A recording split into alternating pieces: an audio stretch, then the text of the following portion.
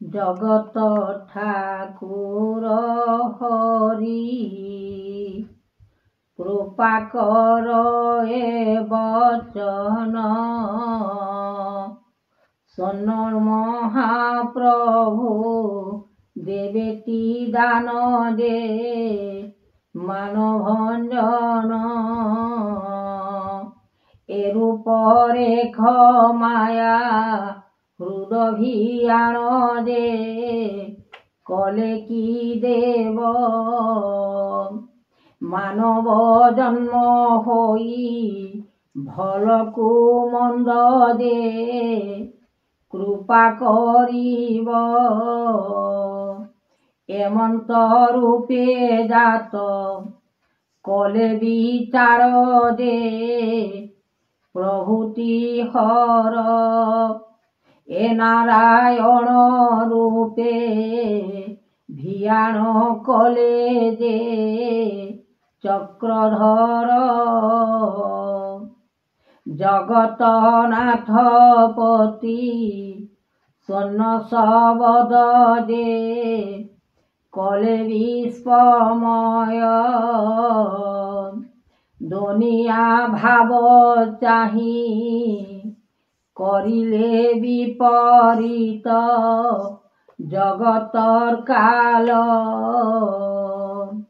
বিচার মন আজ্ঞা এত সকর দে সোনরে পাদ চক্রধর কো দেব জগতনাথ দে এভে সহরি স্বর্ণ মার্গরে নাম কর বিচারি দে এ দেব সেহি ভিতর পুরে মায়া করিলে আনি দে এ চক্র ঋষি এ বেদ দেব আজ্ঞা বিচার করি দে শূন্যকো চাহি নাম এ ব্রহ্ম জ্ঞান এলয়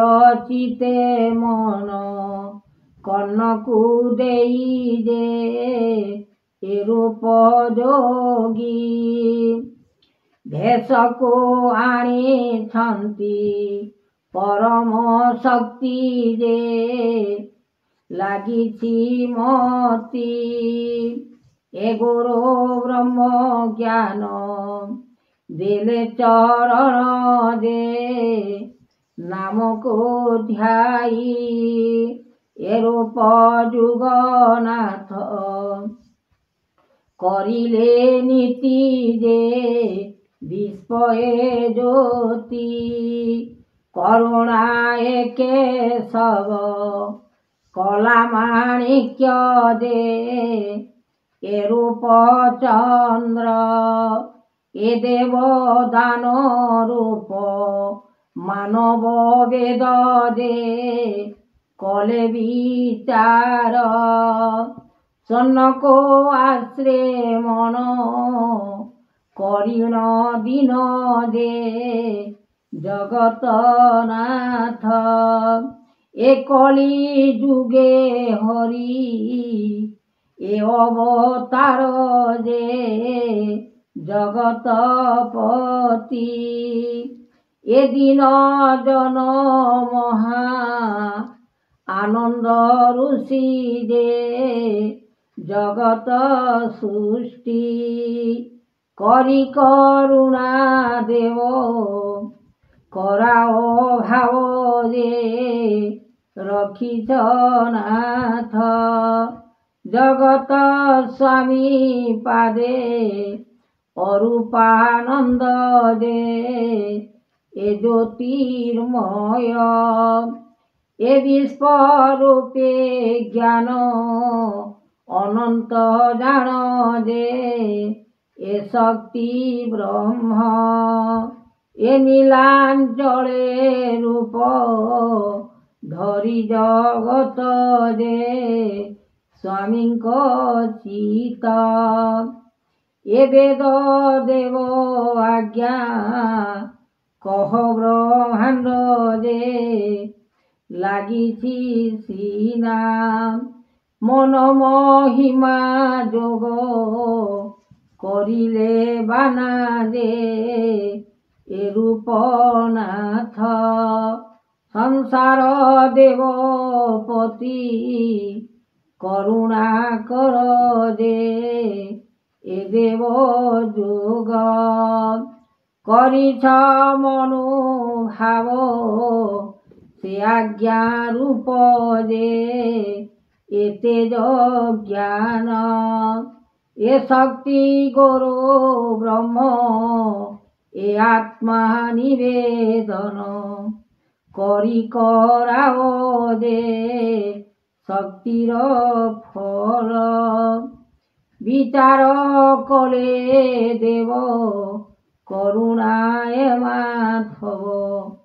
এরূপ জ্ঞান দে অরূপ দেখ ভাব জ্ঞান রখিথাও মনরে বিচার করি গুরু আজ্ঞা দেইবে দান তৎপরে হরি শূন্যবাসী দেউছন্তি মহাবাহু ঋষি ଅନ୍ତର୍ଯାମୀ ଦେଉଛନ୍ତି ଦାନ କୀର୍ତ୍ତି ଫଳ ଯୋଗ ଦେଉଛନ୍ତି ଆତ୍ମା ବିଶ୍ୱମୟରେ ଗୁରୁ ସନ୍ନ୍ୟାସୀ ଦେଉଛନ୍ତି ସକଳ ପାଇଁ ସକଳ ରୂପ ଧ୍ୟାନ କରିଲେ ଆତ୍ମା ଯୋଗ ଚେତନା ଦେଲେ ଗୁରୁ ବ୍ରହ୍ମ ରଖିଛନ୍ତି ଆଜ୍ଞା ଗୁରୁ ଜ୍ଞାନ ଚାରି ଯୁଗ କଥା କହିଲେ ତେଣୁ ମନ ମହିମା ଏହି ଯୁଗ କଥା ହୋଇଲା କଲି ଯୁଗରେ ବାନା ରୂପ ଯୁଗ ଅବତାର ସେ ତ ଦେଖିବା ପାଇଁ ନାରାୟଣ ରୂପେ ଭିଆଣ কলে কলিকু আনি এমন্ত যুগ মহিমা দেখুଛନ୍ତି ଭଲ ମନ୍ଦ ନାରଦ ପହଞ୍ଚି ଆସିଲା ଦେଖିଲା ଇତି କାଳ ଯୋଗ ଅନୁଭବ କରିଲେ ମାତ୍ର କରିଲେ ତେଣୁ ଗୁରୁ ଆଜ୍ଞା ଦର୍ଶନ ଯେ ଦେଲେ ସକଳ ସବୁ ରୂପେ ମହିମା ଯୋଗ ଆଣିଛନ୍ତି ବ୍ରହ୍ମାଣ୍ଡ ସକଳ ବାରତା ଦେଇଲେ ମନେ ବିଚାର ଫଳ ଗୁରୁଦେବ ଦାତା ଦଇବ ସେ ତ କଲା ଭିଆଣ